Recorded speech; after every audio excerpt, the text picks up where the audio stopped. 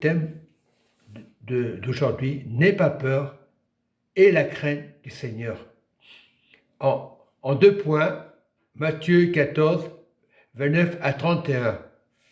Matthieu 14, 29 à 31. La parole dit, il dit, viens, Pierre sortit de la barque et marcha sur les eaux pour aller vers Jésus. Verset 30. Mais voyant le vent était fort, il eut peur. Et comme il commençait à s'enfoncer, il s'écria, Seigneur, sauve-moi. Aussitôt Jésus étendit la main et le saisit et lui dit, homme de peu de foi, pourquoi as-tu douté? Malgré le doute, Jésus l'a pris par la main. Il n'avait pas à avoir peur, mais il a douté. Il a marché, tout allait bien. Et la vie chrétienne, des fois, nous décourage. La peur, l'handicap. Et on se pose des questions tous les jours. Qu'est-ce qu'on va faire? Et c'est ça le problème des croyants. J'ai dit bien, tu es enfant de Dieu. Pourquoi avoir peur? La peur, c'est vrai. On a tous peur quelque part. Mais lorsqu'on a la foi, c'est différent. Sur la terre, c'est normal qu'on a peur, on doute. Mais nous voyons ce passage. Nous voyons Pierre. Il était content. Il était déterminé. Il n'avait pas peur. Comme des fois nous doutons. Comme des fois nous avons peur. Les enfants qui travaillent aux écoles ont peur de ne pas réussir. La peur empêche des fois les études. Mais nous devons faire confiance à Dieu. Il est très important l'éducation chrétienne. Mais vraiment être des chrétiens fervents. Beaucoup se disent chrétiens et ne font pas d'efforts. La peur, c'est pour tout le monde. Et là, je montre dans ce passage, ce premier point. Il dit, viens. Pierre sortit de la barque et marcha sur les eaux pour aller vers Jésus. Au départ, il avait confiance. Combien de fois nous perdons confiance? Dès que nous cherchons les problèmes, les difficultés dans nos pensées, parce que c'est les pensées qui nous font peur. Ce n'est pas le fait de marcher, de courir. La santé, c'est important, tout le monde le dit. Chaque année, la santé d'abord. Des personnes qui sont peut-être handicapées, qui boitent, Dieu ne regarde pas parce que la personne boite, Dieu regarde au cœur. Voilà. Et au verset 30, mais voyant que le vent était fort, il eut peur. Et comme il commençait à s'enfoncer, il s'écria, Seigneur, sauve-moi. Et aussitôt, Jésus étendit la main et le saisit. Il lui dit, homme de peu de foi, pourquoi as-tu douté, puisque j'étais là? Combien de fois nous doutons? Aujourd'hui, on ne voit pas Jésus. Mais au temps de Jésus, Pierre voyait Jésus. Mais Jésus était présent. Il n'avait pas à avoir peur. Jésus a regardé son comportement. Mais Jésus l'a relevé. Donc, c'est bien Jésus qui sauve. Et important de dire aux chrétiens de ne pas avoir peur. Lorsque ça ne va pas, peu importe l'handicap, on est tous handicapés. Des fois, c'est dans la tête, des fois, c'est physique. Donc, nous devons être vigilants. Tu as la vie, pourquoi tu te sens diminué? On est diminué par moments. Il y en a qui leur manque des doigts, aux pieds.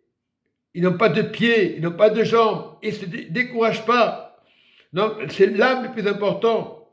Et dans 2 Corinthiens 12, verset 9,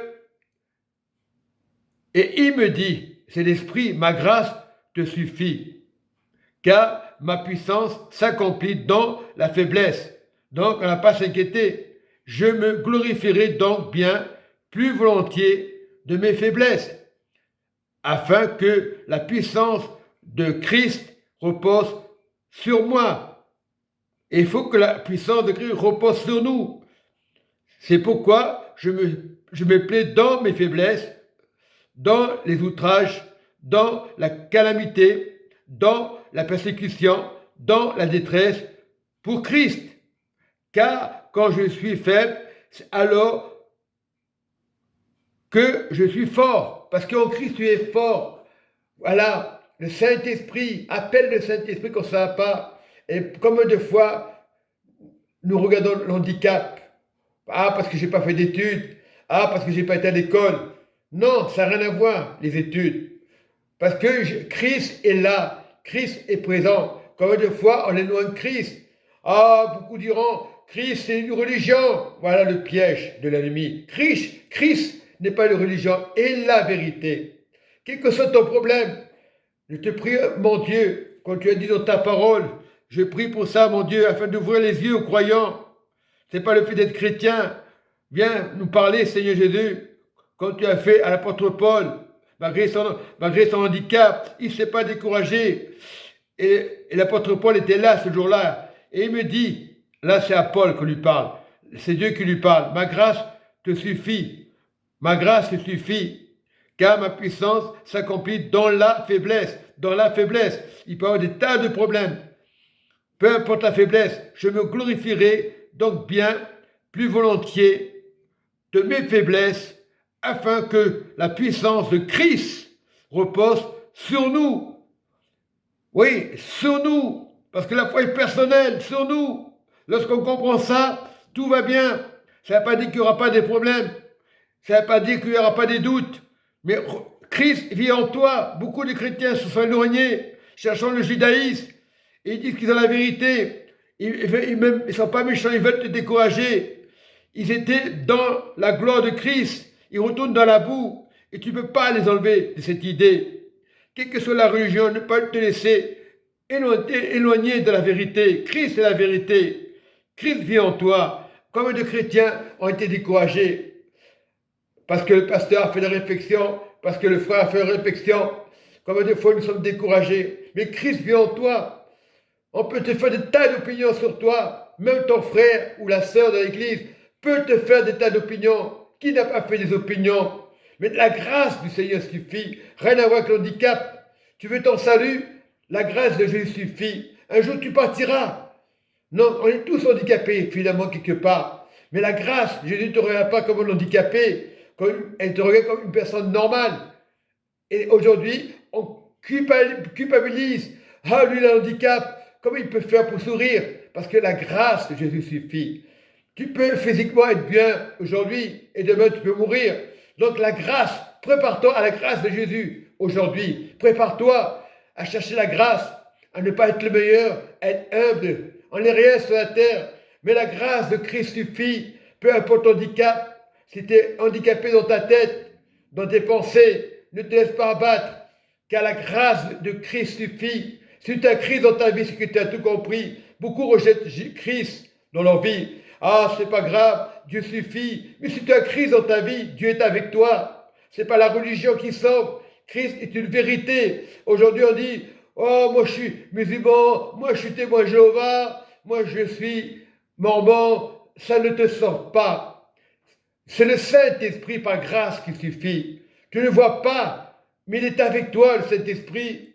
C'est pas le fait d'être pasteur ou avoir des frères et des sœurs. C'est avoir cette grâce que le Seigneur nous a donnée dans sa bonté. Ce n'est pas le fait d'être premier ou dernier. Tu vas pour Christ, tu ne viens pas pour tes frères et sœurs. Tu dois les aimer, tu dois avoir l'amour, tu ne dois pas les critiquer. Quand tu es en Christ, tu ne peux pas juger. Il y aura toujours des moments difficiles dans nos vies, des personnes qui auront des dettes, qui auront des difficultés, mais la grâce de Christ suffit. Et lorsque tu comprends ça, tu n'as plus besoin de l'argent des personnes, parce que la grâce va t'aider à te garder garantie. Dieu est une garantie supérieure aux religieux, supérieure aux frères et aux sœurs, mais on doit aimer son frère et sa sœur. Tu aimeras ton comme toi-même aime Christ, c'est aimer déjà la création. Reste dans la création, aime ton prochain, même si on ne veut pas t'entendre parler, même si on n'est pas d'accord avec toi, pasteur ou ancien, Dieu est d'accord avec toi. Lorsque tu fais le bien, que tu ne parles de personne, Dieu est avec toi. Ce n'est pas les organisations qui vont te sauver. Il faut des organisations. On est là pour s'aider. Il peut avoir des blessures. Il peut avoir des problèmes. Mais ce n'est pas parce que tu as eu un problème, une difficulté, ou à cause des impôts. parce que tu n'es plus avec ton épouse. Non, rien à voir. La grâce de Jésus surpasse toute intelligence. Et même si tu étais tombé dans le divorce, Dieu ne te condamne pas. Dieu dit reviens à la grâce de Jésus. Dieu ne va pas te dire, il va te condamner. On sait que le mariage est de Dieu. Mais qui n'a pas été divorcé? L'alliance est Christ. Christ n'est pas un religieux. Christ ne va pas te condamner parce que tu as fait une boulette. Il te demande, va et ne pêche plus. Change de comportement envers les autres. Approche-toi autour de toi des personnes, peut-être que tu n'aimes pas t'approcher. C'est là qu'il faut s'approcher pour faire taire l'ennemi. Lorsque tu t'approches à une personne qui ne veut pas s'approcher vers toi, tu t'approches. Si elle t'ignore, c'est pas grave. Tu t'approches jusqu'à qu'elle comprenne qu'il n'est rien. Il peut avoir une femme, belle femme, avoir des enfants et être malheureux. Il peut avoir des pasteurs malheureux aussi. L'Église est là pour encourager. Et c'est ça que Dieu regarde. Ce n'est pas les finances qui vont changer ton cœur, ta vie. La grâce de Jésus suffit. Voilà, nous sommes tous avec Jésus. La crise est avec toi. Tu n'as pas à avoir peur. Tu es dans la barque avec Jésus. Et la crainte de Dieu. Dieu nous aime dans l'amour éternel. Amen et Amen.